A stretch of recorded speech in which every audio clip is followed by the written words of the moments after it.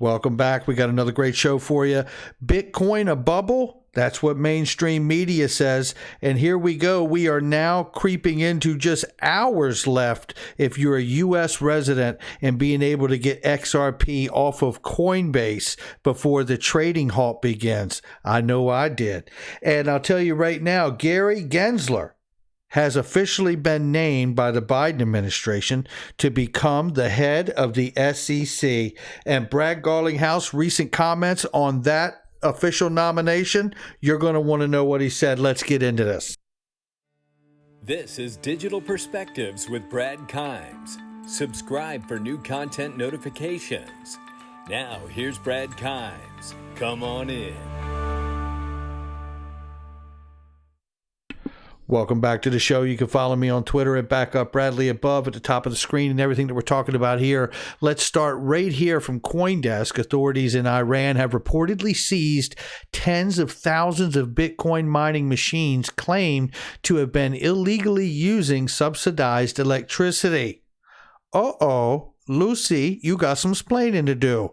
That's what's going on there. Authorities in Iran have seized tens of thousands of Bitcoin mining machines alleged to be illegally using the subsidized electricity. We will see what goes on with that. But I tell you something, looking outside of Iran, there's a proof. It's obviously proof of work for Bitcoin, right? And you're trading electricity for cash. That's what we're talking about. Electricity, dollars for electricity, and electricity for Bitcoin. That's what's happening here. And I don't know about you, but we got some things to talk about. And let's go ahead and get into it right now. I talk about a lot on this channel about stacking my pennies next to the rich people's dollars. And who are those people? Well, I'm not going to get into specifics right here, but just to say that the investors of this space, the people who really are vested and invested in really developing this space, not making money off of this space, developing this space, really making something a product or a service, which is why I'm so heavily invested in XRP, because I believe that it's not just a digital asset, but an asset that will become a part of the framework of this digital asset space.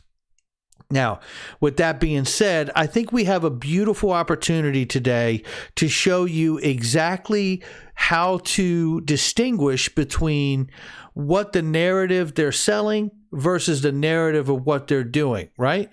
Don't do what they say, do what they do, right? And that's kind of what I've tried to do myself. And here you see institutional buying. The number of addresses holding at least 1,000 Bitcoin has skyrocketed lately. By the way, that is not consumer investors. That is a lot of money. That is institutional investors.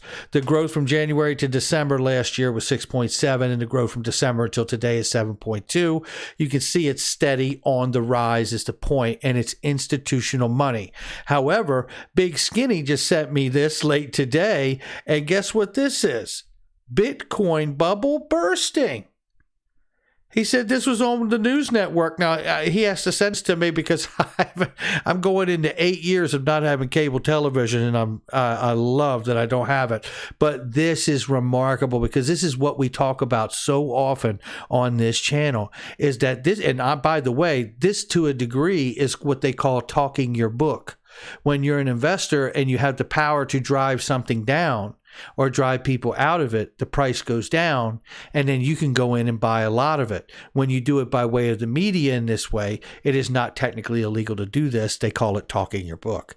You talk the opposite of what you think is going to happen or whatever, and then you're able to react because of the benefit you've created from it. That's been going on since there's been newspapers. So this is an example of that to me, and I could be wrong. It's not financial advice, but I think this is an excellent example of mainstream media telling you Bitcoin bubble bursting, because the first thing I thought of was like, well, what am I missing? And then I pull up Bitcoin. I'm like, okay, it's at 36,000. We've seen it at 40 or 40 plus. This is nothing for Bitcoin to swing back and forth like this. But if you don't know about that, if you're not aware of that, well, then all of a sudden this narrative becomes, well, I better not touch that stuff. Now, let me be clear. Bitcoin I believe, and the rest of the crypto space broadly, could experience a lot of damage in price reflection if the Tether lawsuit becomes more critical than it already has. The suggestion of the things that have gone on there, if they prove out, I think Tether is going to really have trouble going forward, and Bitfinex obviously as well. If that be the case, there is obviously a secondary effect, which is the buying of Bitcoin from buying Tether first, right?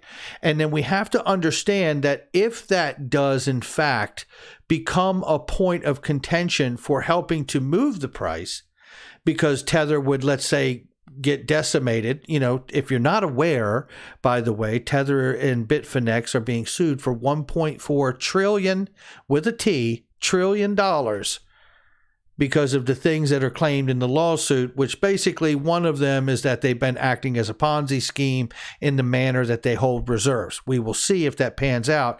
If that proves out to be the case, it is going to be very, very bad for the crypto space for a short period of time, I would imagine.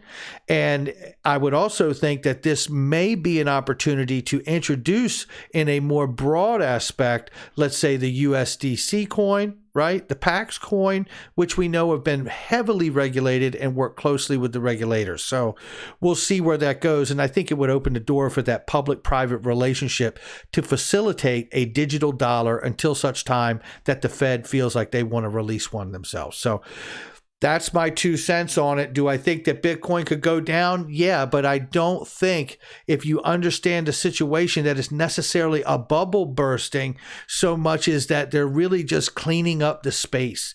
And, you know, I think Bitcoin has a long projection. I think it's going to do well. It's not financial advice again. But, you know, I just think it's funny how they refer to the swing that Bitcoin's gone from 40 plus to 36, and they're calling the Bitcoin bubble burst here. I mean, that to me is just fascinating. And let's keep moving here. By the way, before we get on to this next piece of news, you are in the last final hours of being a U.S. resident on Coinbase, of being able to buy, sell, trade XRP. So I took advantage of that, and it felt really good knowing that, you know, I got that one last little purchase that I wanted to make for me and Mrs. Backup on Coinbase, and it was symbolic too. Like, I'll see you on the other side. You know what I mean? I love it. You know, the adult in the room had a really great comment, and shout out to him. And he had a really great comment, and I'll probably mess it up, but it was something about feeling like you're going into a dark tunnel, but then not long from now is that feeling when you're coming out the tunnel and you see the light, and then you come out of there and everything's so bright and amazing. I do feel like that is a really great analogy to what we're going through right now. You know, I don't have the answers, but that's how I feel about it. Now, looking here, I wanted to point to the international discussion and initiatives that are taking place.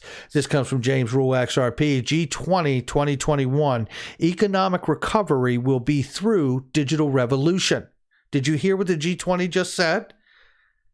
The economic recovery will come through the digital revolution.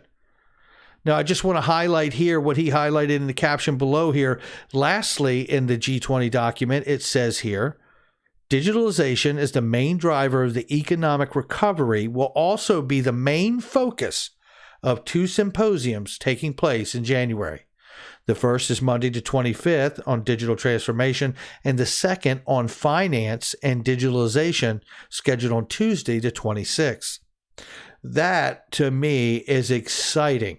Very, very exciting. We have covered the G20 heavily on this channel, and the fact that they have been running a digital task force, digital economy task force, I believe it is, for the G20. And that is exciting because to me, it looks like we are about to see a lot of things push forward and these initiatives be adopted and actually implemented and put into practical use. Now, whether most of these things become wholesale put to use or consumer to consumer, I don't know right out of the gate, but I would look to see a lot of the things broadly being put to use in a wholesale setting and then push forward to the consumer level. It just seems like it would make sense. All right, now looking here, we have Biden has officially tapped Gary Gensler as the SEC new chairman. Now, that is pretty interesting to me because Brad Garlinghouse says, congrats to Gary Gensler. We're ready to work with the SEC leadership and the broader Biden administration to chart a path forward for blockchain and crypto innovation in the U.S. Well, what's interesting is that he's congratulated Gary Gensler in his new position at the SEC, and I'm going to play you this very quick clip from Gary Gensler right now, and it'll only take about 15 seconds. Current is the thing that they're using most right now, and that's just an alternative for Swift that doesn't even use their coin. So Hugo has asked about the token XRP and whether I think it's a non-compliant security. I've spoken publicly. Yes, I do think it's a non-compliant security. He thinks it's a non-compliant security, which hence is really leaving the heavy question here. What the hell is Brad Garlinghouse so happy about? Congrats. Congrats for what? This is why I've done several videos on the idea that we may see a designation other than a currency designation. Not because I've believed for so long that Gary Gensler would be this replacement, but because you can make an argument for XRP being a security. The only question is, and I had a very, very good friend of mine tell me to not focus on what they call it. And you know what? He's right. Because all we really need to focus on is how they use it. And as long as they call it whatever they want and it doesn't hurt the full-scale intended use of XRP, then I don't care what they call it.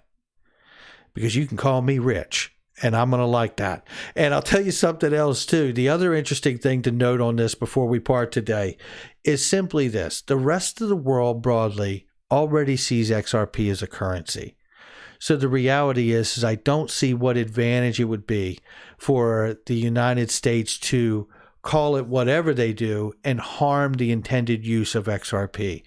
Why would the U.S. ever put themselves in a position, no matter what they designate it as, in a place where it would be less effective for them than it would everyone else in the world? I don't see that happening. So however this goes, it will be interesting to see the light at the end of the tunnel and how this comes on for all of us. And that's going to do it for me. Make sure you hit a like and subscribe, leave a comment below, and share with somebody you know, and hit that notification bell so you don't miss a thing. Make sure to check out the links in the description box and the comment section for anything you may want or need. I have a lot of products and services in there that are really, really great, and there's some really great deals as well. So for anything you may want or need, it's in there, and they are trusted, vetted links. I'll catch all of you on the next one.